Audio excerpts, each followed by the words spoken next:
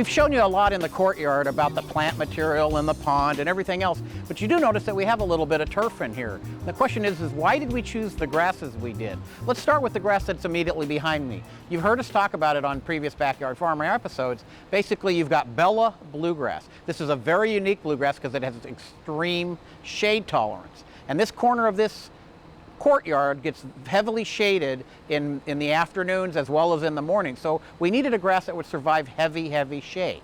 Bluegrasses notoriously don't survive heavy shade, but Bella is very unique in that regard. Another unique thing about Bella, a product of the University of Nebraska Turfgrass breeding program, is that it's also vegetatively propagated. So rather than spreading seed out and planting it like you normally would plant a bluegrass lawn, this is planted vegetatively to make sure that it's true to type and true to genetic purity. So it's an extremely unique grass in that part as well. Extremely dark green, very aggressive rhizome growth, but not very aggressive top growth. So we really think this grass never gets much above about 4 inches and maybe an occasional trimming to keep the seed heads down. So low mowing capabilities, dark green color, and all the characteristics that people like to see in a bluegrass yard.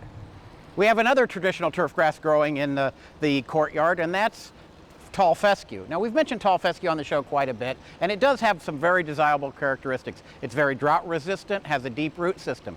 We have sort of a different tall fescue in our particular mix. It's the RTF. You've heard about it. It's a rhizomatous tall fescue. Now, is it rhizomatous like bluegrass? No, nowhere near as aggressive, but it does have the potential to self-heal if it gets damaged a little bit and that sort of thing. This area was sodded when the courtyard was first constructed. It's doing very well. It's in full sun. This is the one part of the courtyard that pretty much gets direct sunlight, and it's thriving and doing very well in this particular environment.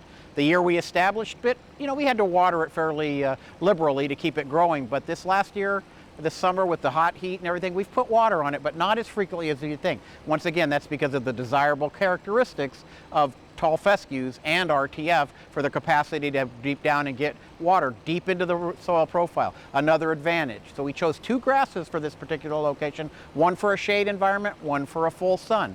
Maybe they're not perfect, but they're as close as we can get in this very unique environment in the courtyard.